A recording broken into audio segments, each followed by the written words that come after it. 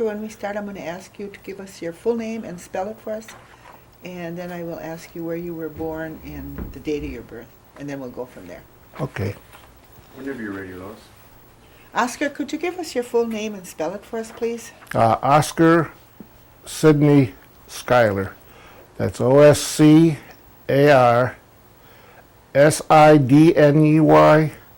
and Schuyler, SCHUYLER. Okay, and where were you born, Oscar? I was born in Milwaukee, kitchen table, Oh, January 24th, 1937. oh, how interesting. Yeah, the south side of Milwaukee, what used to be all Polish, now it's Puerto Rican, what have you. Yeah. And what is the name of your parents, Oscar? Oscar Schuyler and Serena Marie Schuyler. What was her maiden name? Her maiden name was Summers, Serena Summers. Okay. Did you know your grandparents? I knew one on each side. My grandparent on my mother's side was Anderson Summers. Uh-huh. And on my father's side, it was Lily Schuyler. Lily Schuyler? Yeah, she was the one that used to live below the hill there. Yeah. On Overland. Yeah, that was my grandmother. Oh, okay. Did you know who your great-grandparents were at all? No, I was born in Milwaukee. I lived in Milwaukee all my life until I was 18. So, consequently, that's one of the reasons my mother never bothered to try to teach us Indian, Oneida, or anything. She said, just go to school and do your thing here. I don't know that she knew that she wanted to, but she spoke really good. In fact, she was out here when she was doing the grandparent thing, and she was talking it to the young people, but she wouldn't talk it to us, my brothers and myself. I don't know why. Uh-huh. So it's been lost on us. Did your father have any brothers and sisters? Yeah, my father had, it was just like me, he had 3 brothers. Okay, and what were their names? Melvin, Art, and Harold Schuyler. Okay. No sisters? No, not that I'm aware of. Is there one? That's why I say I don't know if there was. All I know is the 3. Okay. And on your mother's side, did she have Yeah, any 2 sisters and sisters. What was their name? Their name was Velma and Henrietta. Oh, okay. Did your grandparents ever tell you anything about their education? Did they go to boarding school or anything that you know of? My grandparents, because we lived in Milwaukee, my grandmother wasn't too happy with my father for marrying my mom, which seems to be a going thing. Everybody, one side or the other, doesn't like one side or the other who's getting married. So that's my impression, but I was just little at that time. And she never told us anything about any of her life when she was younger. Same with my grandfather. He didn't even recognize my mother in the end, because she had three girls, and then he went and divorced and remarried and started a whole new family, and never recognized my mom and her sisters. Okay. And you said you were raised in Milwaukee? Yep. And where Entire did you- life up until 18. Where did you go to school in Milwaukee? Milwaukee, well, let's put it this way. I was born in Milwaukee, but I didn't stay in Milwaukee because when my dad died in 1945, I was, 7, 8 years old. My mom couldn't take care of 4 of us. So I became a ward of the state. I was in Milwaukee County Children's Home for 5 years. Oh, okay. And then you went to school while you were there? Yeah, and I went to school there, and then after I got out of there, went to school at Lincoln High School, which is no longer even exist. Mm-hmm. Did your mother ever talk about her education? Yeah, she said she went to boarding schools that they would set up where wouldn't allow her to. She didn't seem to want to talk too much about it, but once in a while, when she was feeling nostalgic, she'd open up a little bit and say that they sent her some boarding school that she didn't like because they were trying to change her, you know, change the way she was.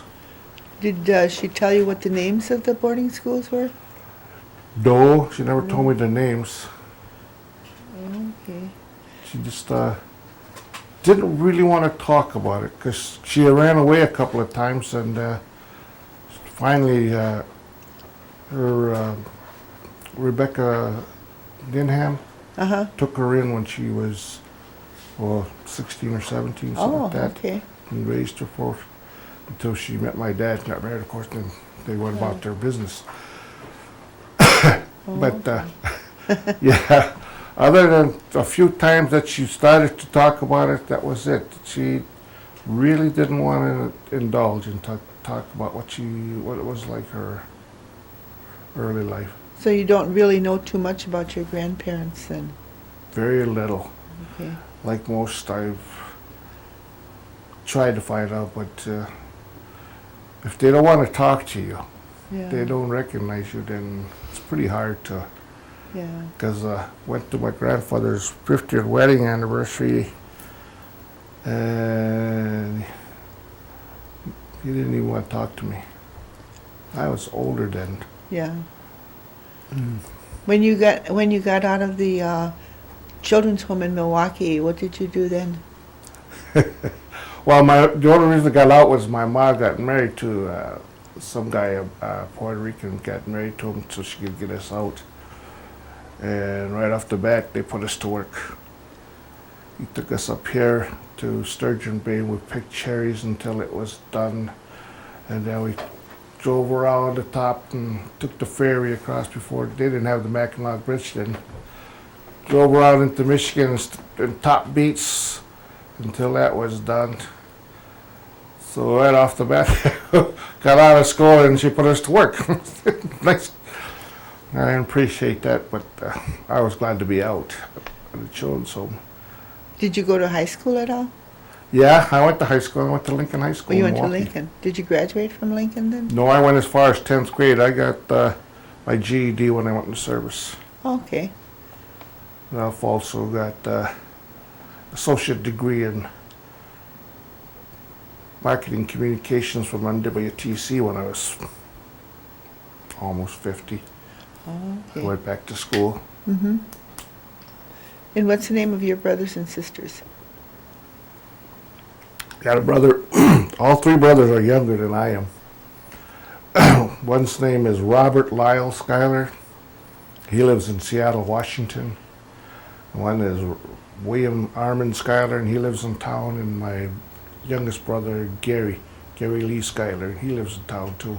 Oh, okay. So we pretty much stayed close together, just like my family right now. I got 6 kids, and they all live within 5 miles of me. Can't get rid of them. At least it makes it easy for traveling. I don't have to go so far to see them.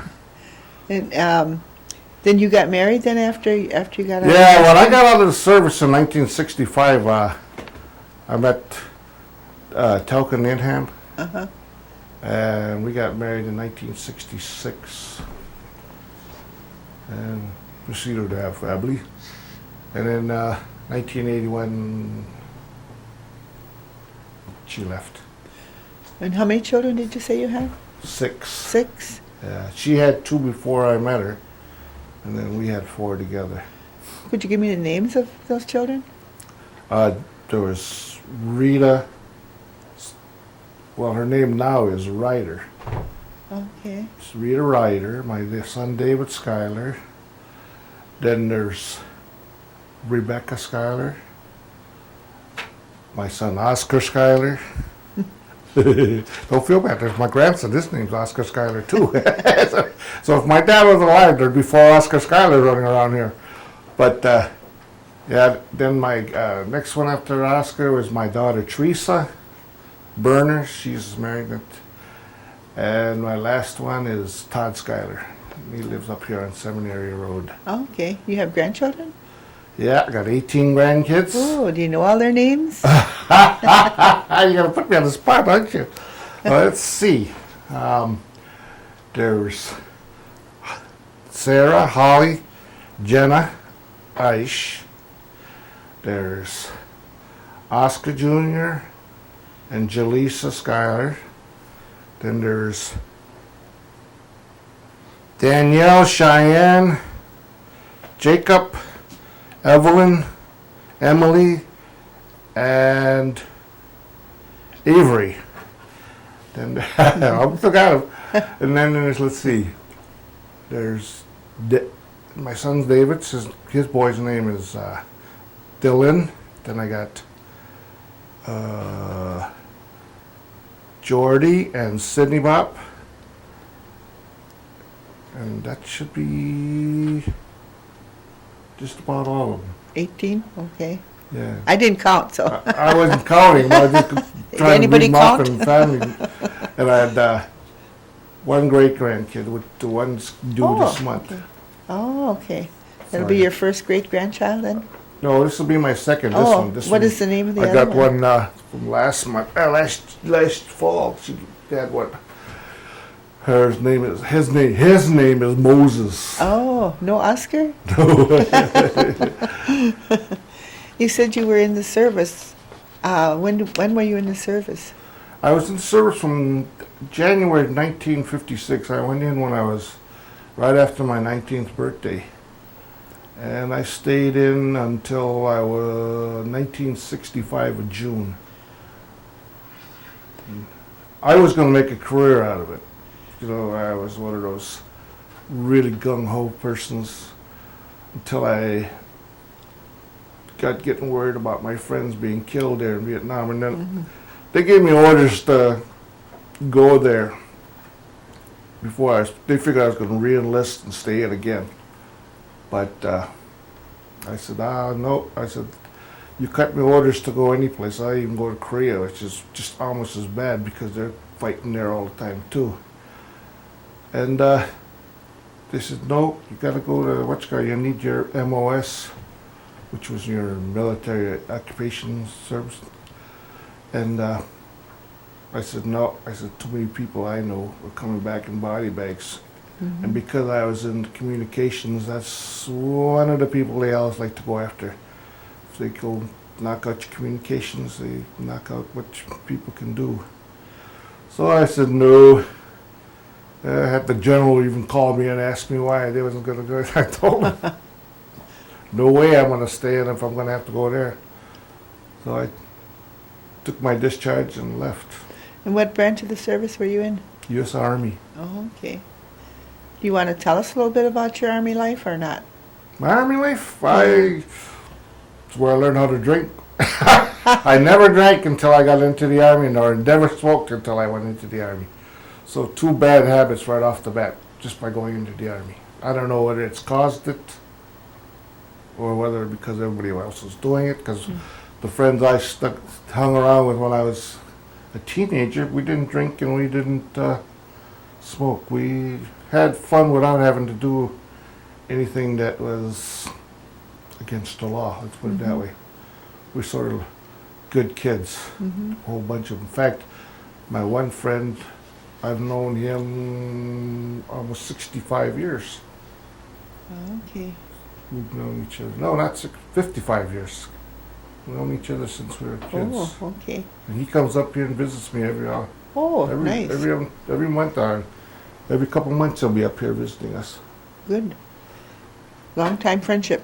Yep, that's the only friendship one I got. It's really my best friend. Okay. I have a hard time opening myself up to people to become friends. I have a lot of acquaintances, but I don't have a lot of real friends. I suppose it's because of being in a children's home, you learn to keep it to yourself, and It stays with you. yeah, they said it stayed with me. I don't open up and don't make friends easy. I keep to myself. Even now I do that. What did you do after you got out of the Army? After I got out of the Army, well, I was going to use my experiences in communications when I got out of the Army. I went and worked for Basin Loan, which is a stockbroker in Chicago. But that didn't work. Mainly because I couldn't afford to keep getting my suit cleaned working downtown.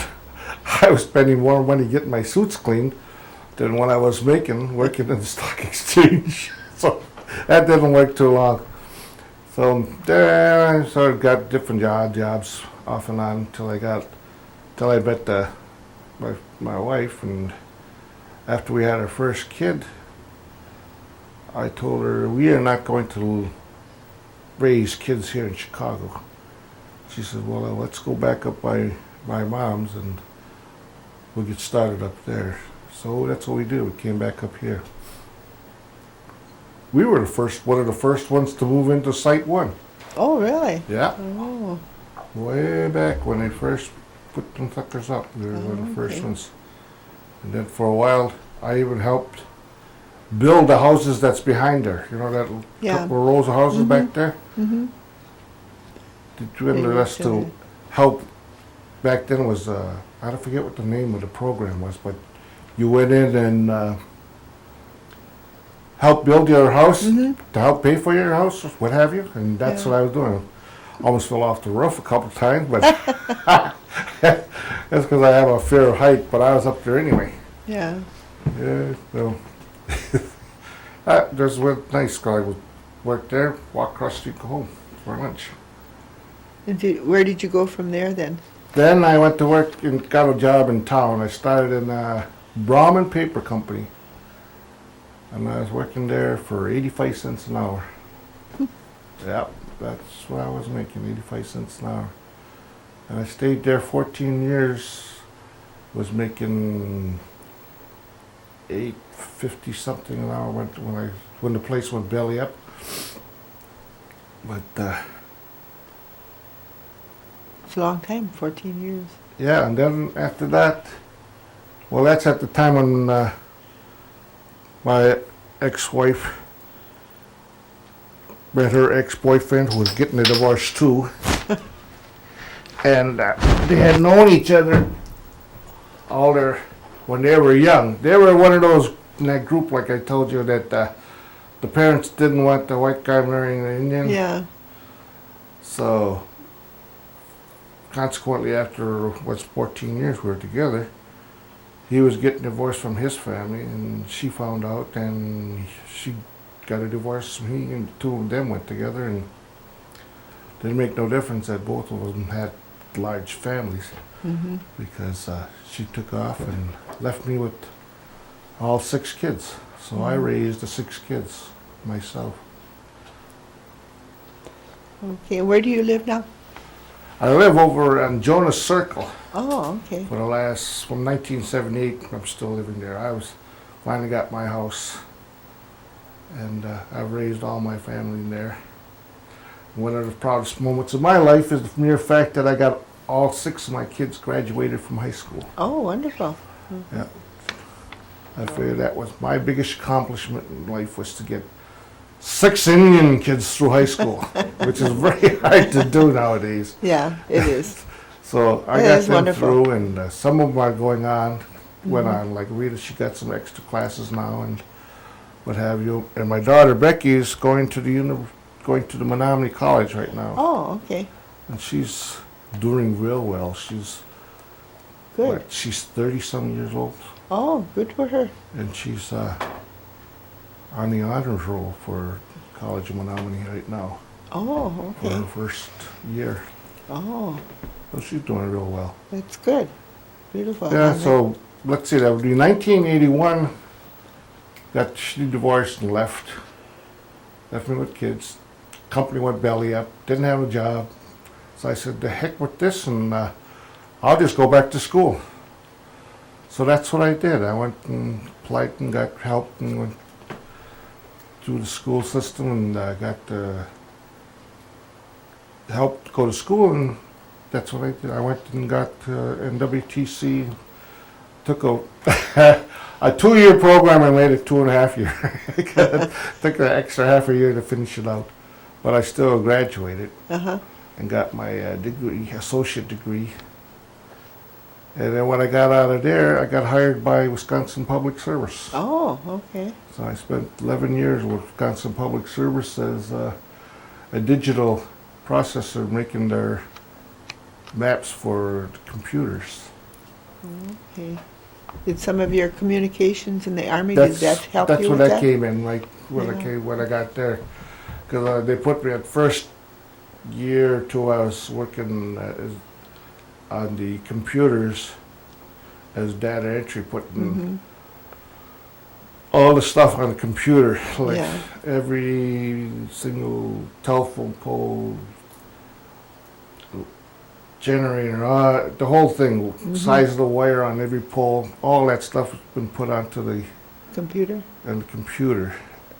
And then afterwards, we take the whole thing and layer it on maps, so that when you finally look at it, when they finally run out a finished map, it's got everything on it. That's what they use now for when they got troubleshooting. Oh, that's good. When you were growing up, can you remember any kind of entertainment that you did for yourselves, like any kind of games you played or anything as children?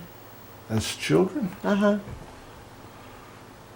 No, well, when my father was alive, he was so busy working and trying to make a living, because at that time it wasn't that far off from the Depression, and things still weren't Mm-hmm.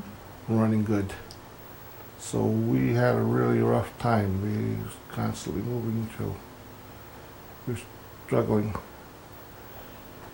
And then, but as for games, I didn't learn any games until I went to the Milwaukee Children's Hospital. I mean, Children's Home? Kids Home, Uh-huh. because that's where I learned organized sports like baseball and basketball Oh, and okay. what have you. Up until then, never heard of. My dad never listened to it, but my dad played baseball. Uh-huh. It was one of those. He played it, but he wouldn't teach us how to play it. I don't know why. The same thing happened to me. My boys, I had 3 boys. I can play baseball, but I never went out and played baseball with them to show them how to play baseball. They wanted to play football, the big sports, football and basketball, so that's what they wanted, so that's why I let them do. Oh, okay. So they didn't really learn how to play baseball, but that was the sport I liked, Uh-huh. baseball. Yeah. Must be the Schuyler. Must be the Schuyler, yeah. Or from my dad. Carryover. It didn't exactly work. Has anybody in your family had any involvement with the tribal government? My son Oscar is a gaming commissioner. Oh, He's okay. the chairman Chairman of the Gaming Commission? of the gaming commission. Oh, Yeah. okay. And my daughter Teresa, she's a sergeant in security over at IMAC. Oh, okay.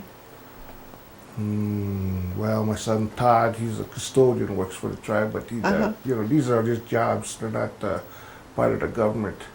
I went down there last week Friday, down to Norbert Hill, Uh-huh. and I was reading in the Kalawisaks about how you can go down and apply for the elderly program. I was going to go and try apply for the elderly program at ONCO, I think they call it, Commission on Aging. Yeah.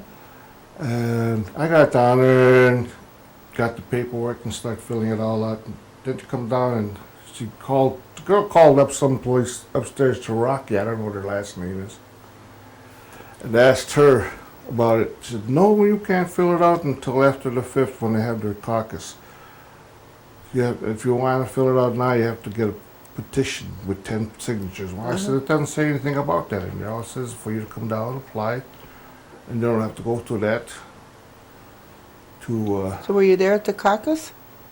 No. No? I said, well, it's another situation where you put a lot of stumbling blocks out there, and I said, well, you cut another one. I'm not going to stumble around, and I said, the heck with it, I'm not going to even apply. So I just tore the goddamn application up and walked out. Oh, so you're not going to be running for the elderly commission then? No. Oh, okay. I don't like a lot of, pardon my French, bullshit to do stuff. Yeah. I mean, if they got it written down, if it had been written down in the paper that you had to have a petition, well, I could have got a petition and done that with the whole thing. Yeah. But I was going by what they had written down. If they don't want to communicate correctly and say what they want to say, and then make sure that everybody understands the way you want it, don't bother putting it in there because it's not going to make no sense. Because like I said, I went down there, put stumbling blocks in my way. Why bother? Mm-hmm.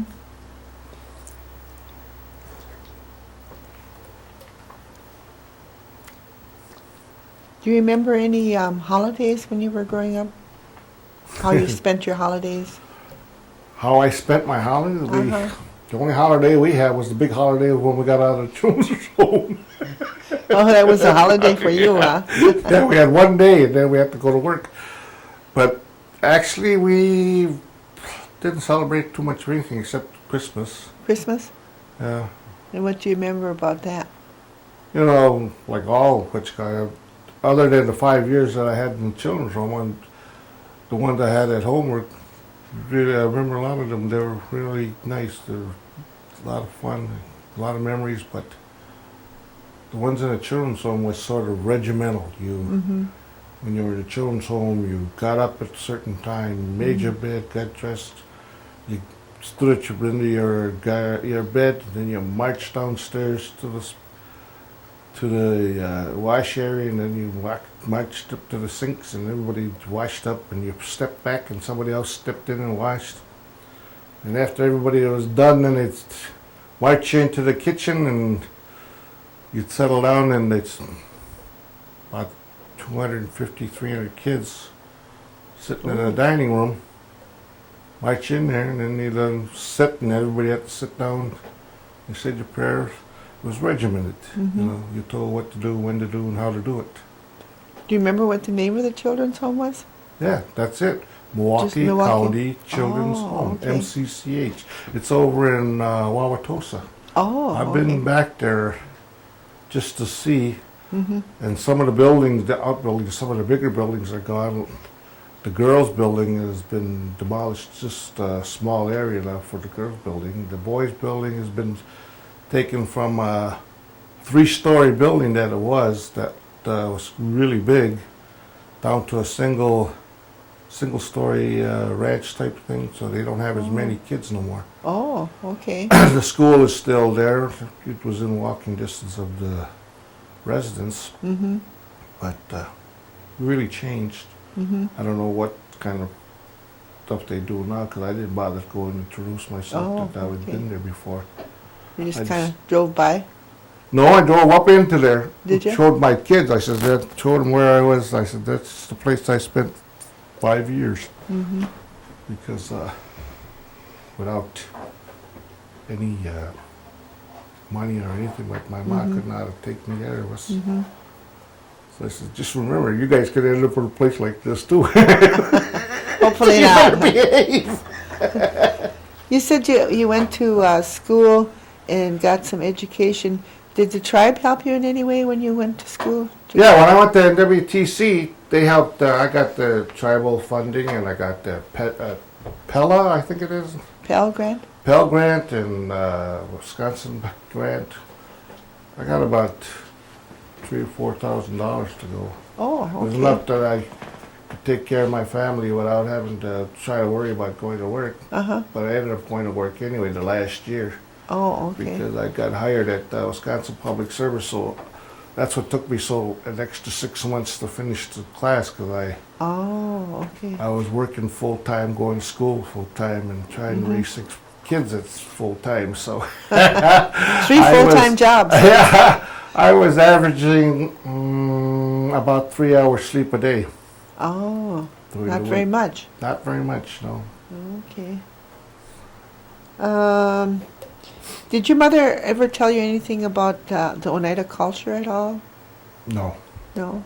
no. Or anybody in your family ever tell you anything about it? No, everything I've learned about the United culture is learned by myself out here when I moved back out here. Have you learned quite a bit about the Oneida I've culture? learned some, how we came from New York State and were displaced up here. Oh, okay. And how they even got the land from the Menominees. And yeah, because my mom really did us dirt, to tell you the truth. Because each of us boys had 5 acres of land, 20 acres of land out here when my dad was alive. Mm-hmm. And when he died, she was so bad, hard up making money, she sold all 20 acres for $20. Well, the whole thing came out to about $100. She sold it there. Mm.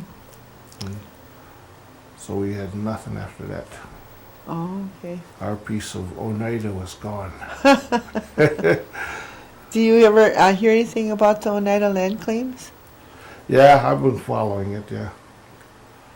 Yeah, they should have took the money when they had the chance. Back when they offered them the $500 million, they should have took it then. At least they'd have something. Now they may not get anything out of it. Yeah. So you're following that? Oh yeah, Yeah. yes, I'm following it. And what do you think about the per capita that the elderly receive? Per capita, I think it's good the way it's going right now. Mm-hmm. I don't see why they should change anything. You get up, like me personally, I get that $2,500. Mm-hmm. Well, for me it doesn't make a difference because it doesn't affect my Social Security at all. Mm-hmm. But for other people that are on like SSI or what have you, programs that are affected by it, it's not such a good idea. But people learn how to work around it. Mm-hmm. But for me, I think it's just, enough. But they want to give me more, I won't say no. But for now, because like my mom said, she'll never see that settlement of that New York land case. Mm-hmm. Well, I can say just about the same thing now. Yeah. I'm at that point where I'll say, I'll probably never see it either now, that Yeah. settlement of that land claim. That it's one of those dreams that's going to be always just over the horizon for everybody. Yeah. If you were to tell the children today, the youth of today, anything, what would you tell them? What would I tell the youth of today? Mm-hmm.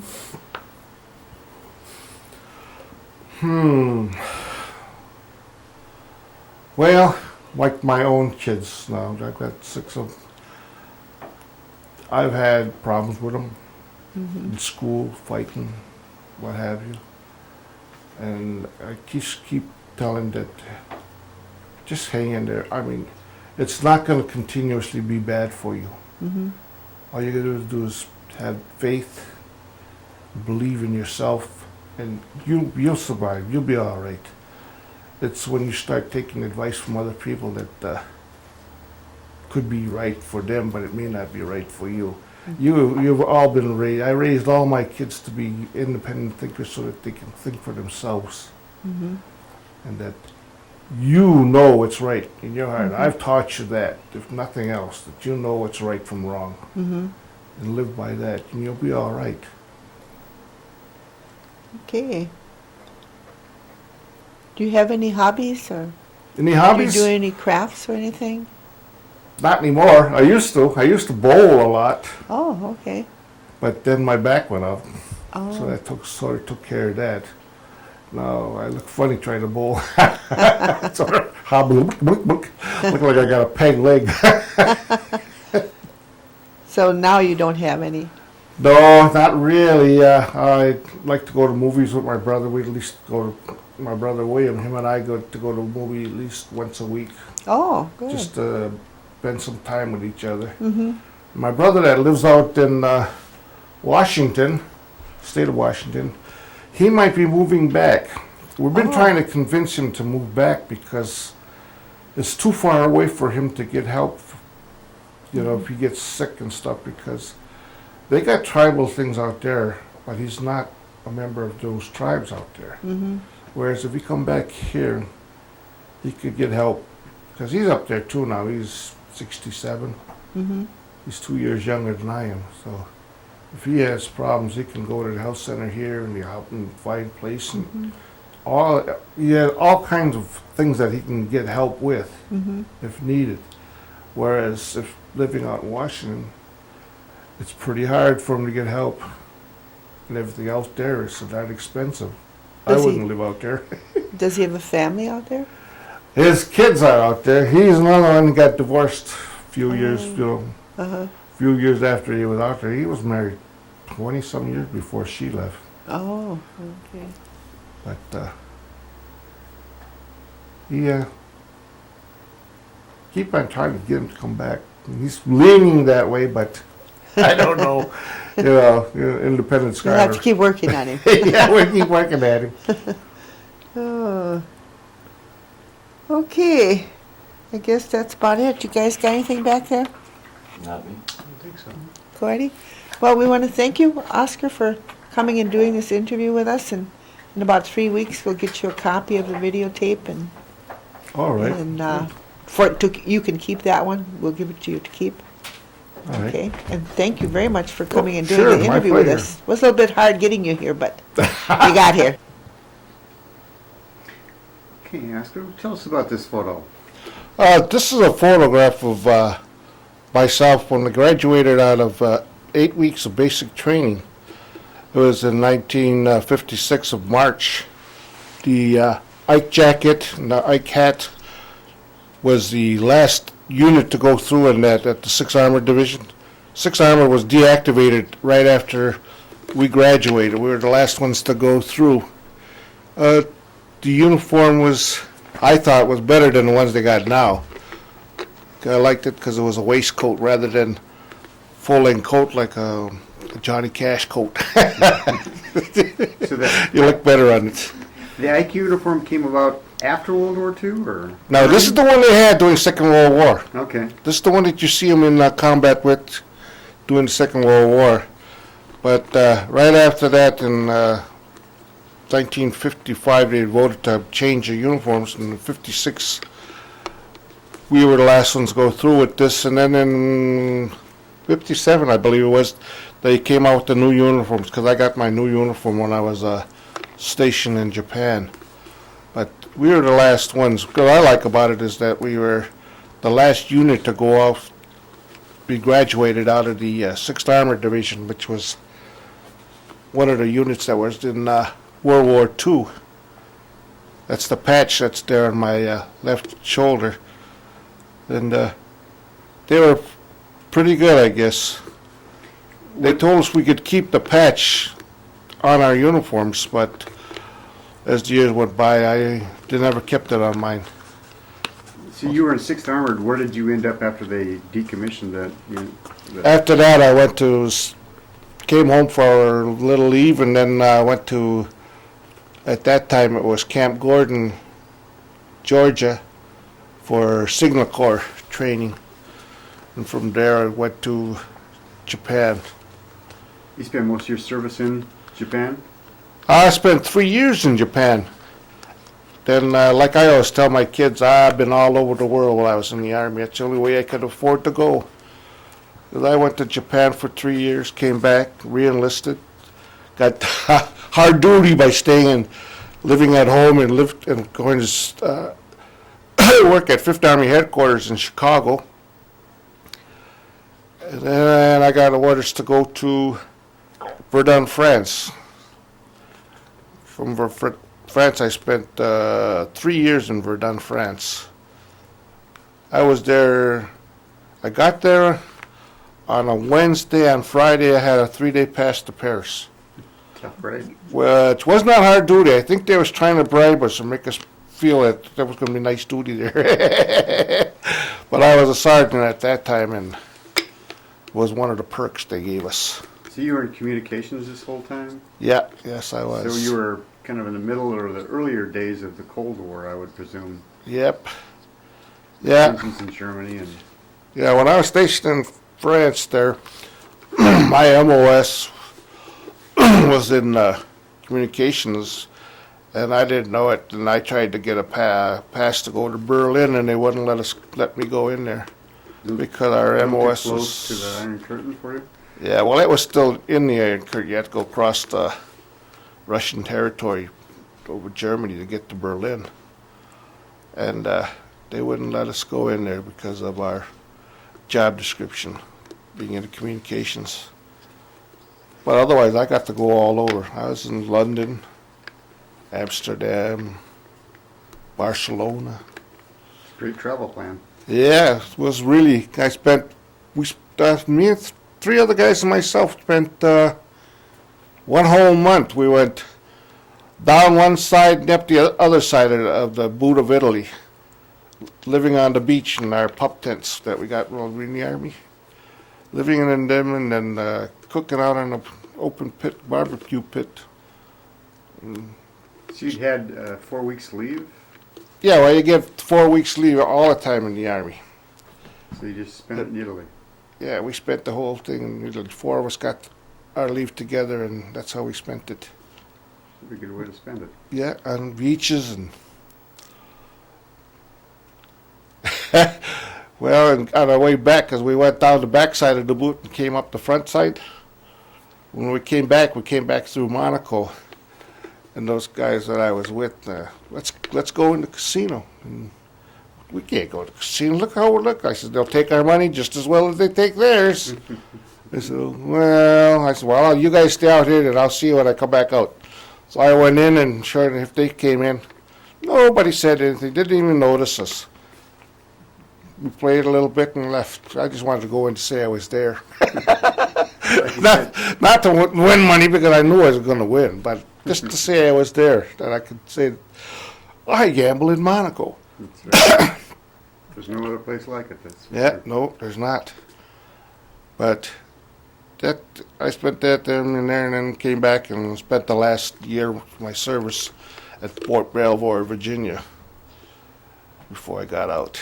So you were in Virginia when they discussed the Vietnam option with you. Yeah.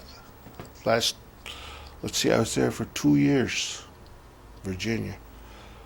In fact, I was there the day that John Kennedy got killed. I remember it because I had just got an ingrown toenail taken out, and I was sitting in the barracks watching TV with my foot in the water when it came over the TV that John Kennedy was killed.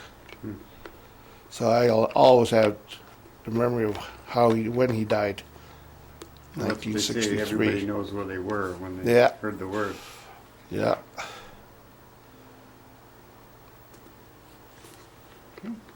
That's it.